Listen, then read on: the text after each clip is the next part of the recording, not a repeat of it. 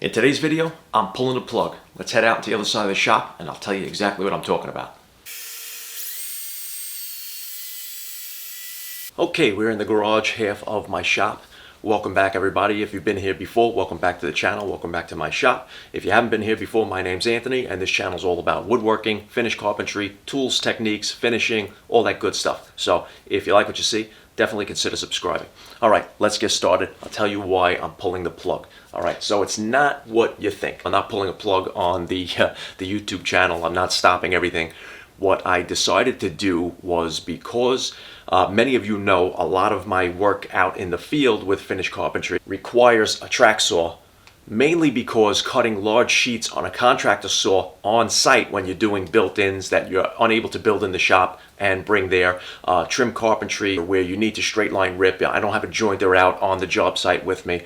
So things that like of that nature, what I do is use a track saw a lot. And I've always had the problem of being tethered, like you've seen the DeWalt in the video where I showed you the straight line rip. So if you look behind me, you're going to see some interesting things off here to my left. Let me see.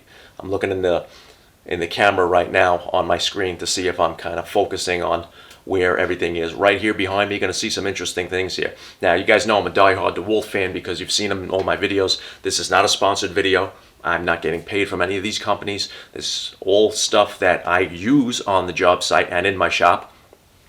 And I bought with my own money. There's no gimmies here. There's no sponsorships. I'm not selling you anything. I'm not telling you to go out and buy it. I'm telling you what I'm doing and the things that I'm using in hopes that you appreciate it because it will benefit you somehow.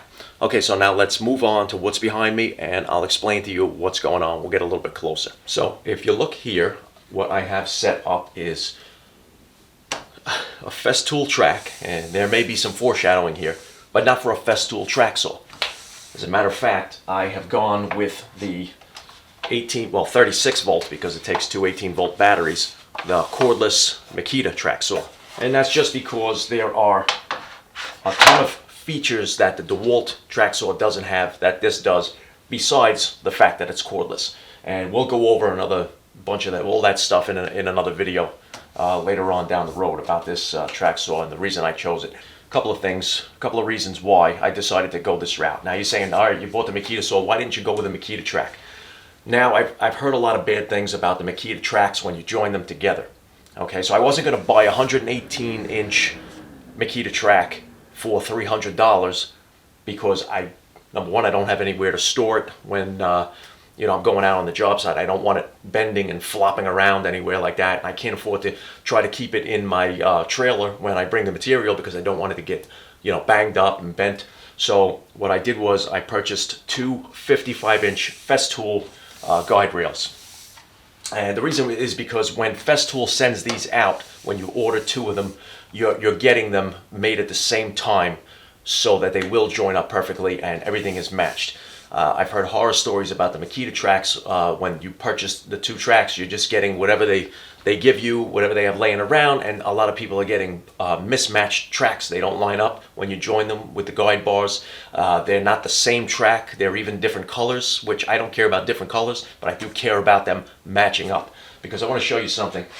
Let me get you in a little closer here and show you where these two Festool rails are joined up, and then I want to show you the smooth transition from one track to the other.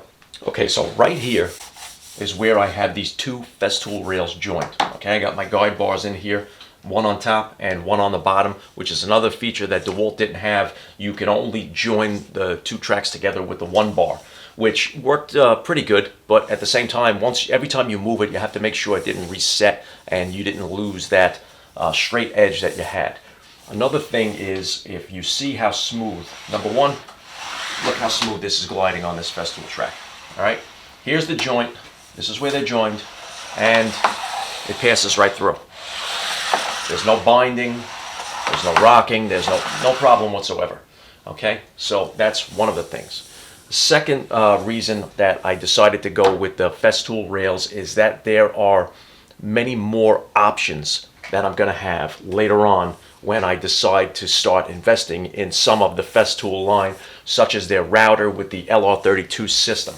Right now, it's not in my budget, so I'm not going to do it. but that's what these holes are for. A lot of you guys know I do a lot of built-ins and bookcases and cabinetry and things like that. And a lot of times, you know, there'll be times where I got to build, you know, quick things on site, not just in the shop. Now, what these are for is with that LR32 system, it has a router base guide that has a little toggle with a pin that drops into these holes.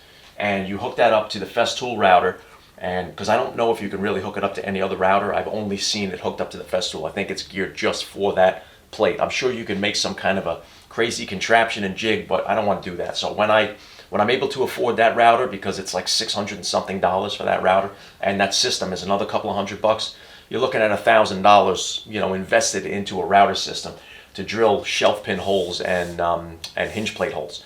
So the only thing is the ease of use that it's going to give me when I am doing those bookcases and cabinets. You just slap that on there and you toggle the lever, and every so often with the plunge router, you just keep plunging the holes as you go, and you have perfectly lined up shelf pin holes, and also holes for the hinge plates for the cabinets on the carcass. You can also use this to drill out your holes that align the drawer slides. So, you know, these are a lot of things that I like about Festool. All their stuff works in conjunction with each other. And like I said, not sponsored in any way by Festool. I bought these guide rails on my own. They didn't give them to me. They don't even know that I exist. So basically what we're going to do today is I'm going to show you how this works in conjunction with this track. By the way, the DeWalt track saw does also work with Festool. The only thing is this has more features, and just it seems to be a little bit more of a fine finish saw. So I went with this. I didn't decide to go with the cordless DeWalt, even though I'm on that battery platform. There are a lot of things that Makita has that I like on their 18-volt system. Now I have the 20-volt DeWalt system, and I have probably every tool imaginable that they offer, but there are a few things on here, on this platform, that I may get and just throw into the mix. I'm a die-hard DeWalt fan, like I said before, but I'm not exclusive to one brand. I'd like to grow and learn new things and try new things, and a lot of these different manufacturers, they have, you know, better angles on certain things. So that's why I don't mind mixing and matching. All right, so let's get started on this. I have to trim this plastic edge here to make my zero guide. I'll show you how well this saw works. Let's get this onto a board. I have to do some straight line rips. I'll show you how that works. First thing I want to do is trim off this plastic zero clearance edge. And the way I'm going to do it is with this board right here, because I need to trim a straight edge on this board anyway, so I'll use this as my first piece. And I'm going to get it just about as close to the edge as I possibly can.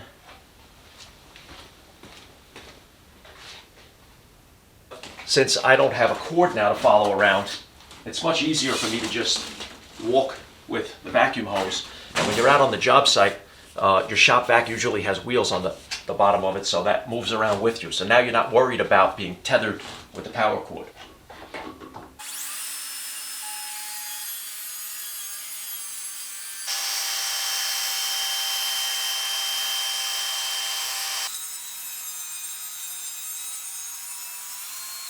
Okay, so that first cut was amazing. Getting rid of that plastic strip there and just forming a nice straight edge right here on the end.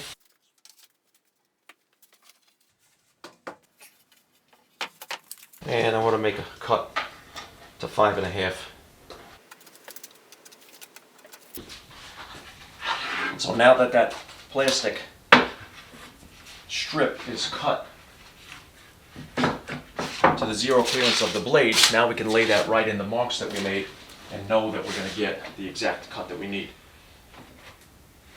So now here's the thing, if you have a piece that's too narrow and it feels like it's going to tip, just get another piece of the same material, lay that down next to it,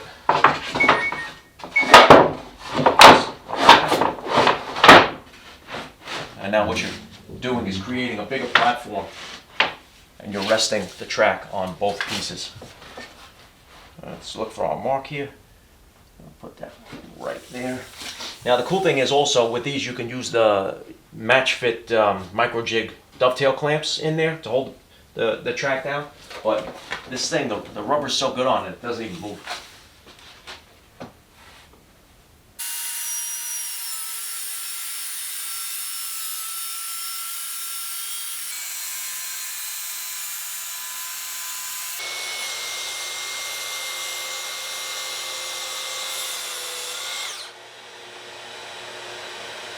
Much easier to just walk through without having to have that cord over my shoulder like you've seen in the previous videos with the DeWalt.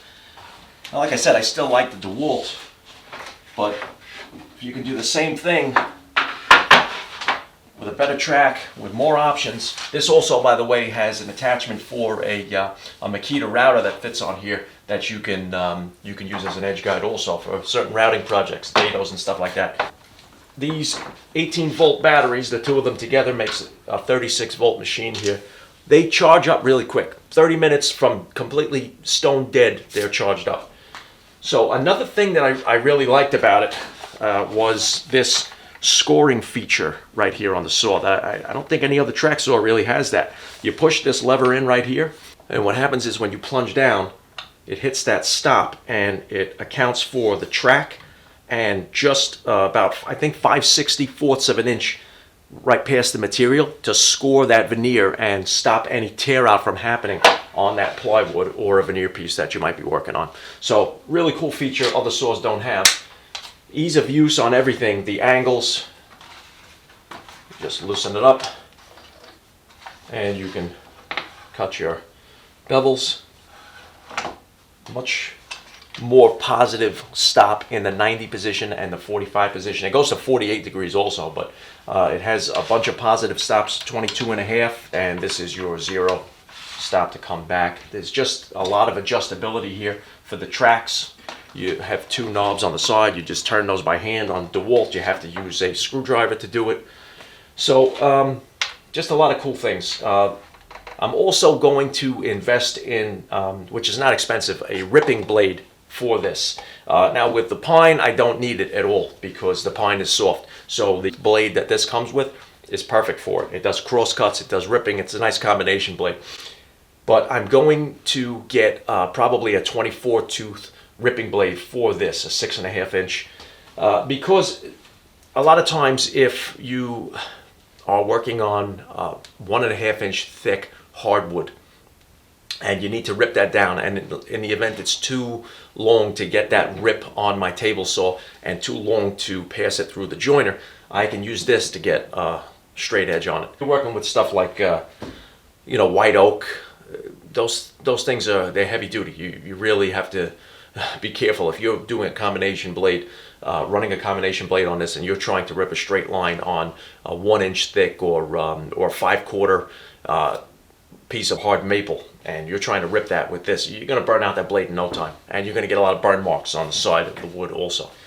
With something like pine, you don't have to worry at all. I mean, this is just no burn marks, no saw blade marks. It's just a nice, clean, really smooth cut. Okay, guys, so this is in no way, shape, or form any type of full review on this equipment. Like I said, this is not a sponsored video. I'm not trying to sell you this or tell you you should buy it or anything like that. This is what's working for me right now. In the future, what I'm going to do is do a video on how we can make our own parallel guides for the track saw using basic cheap T-track, because the parallel guides for this system or any aftermarket parallel guides are all very expensive, and they could easily be replicated with just a couple of pieces of wood and some T-track for not even a fraction of the cost. And that's what I'm here for, guys. So I hope you guys are enjoying these videos. I hope you like the videos I'm doing step by step on how I'm going about my building process, showing you new things as I do them, and techniques and tools and stuff like that I'm using involved in these builds.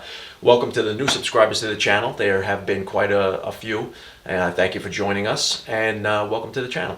Alright guys, thank you for joining me in my shop today. I hope you guys got something useful out of this. You see the direction I'm going with this with the Festool tracks. So you guys it's kind of like foreshadowing of what's going to happen. So little by little, there's going to be Festool tools and jigs and contraptions added to the tracks that I have. You see I already have the domino, and that's a great tool. So there's a lot of other things that they have that I like, and I like how everything works together with their systems. Thank you for joining me in my shop. Don't forget to hit that subscribe button. Also, there's a little picture of a notification bell there that will notify you every time I upload a new video, and I'm trying to get these out on a weekly basis. So I feel by doing these videos where I'm showing you step-by-step process and techniques and things like that as I build, and the builds themselves, you're getting a lot more quality and information, and there's more videos put out, so it's more frequent, so you get more viewing time. The more that I can put out there is the more you guys will enjoy the channel. All right guys, thanks for joining me again, and I'll see you next time.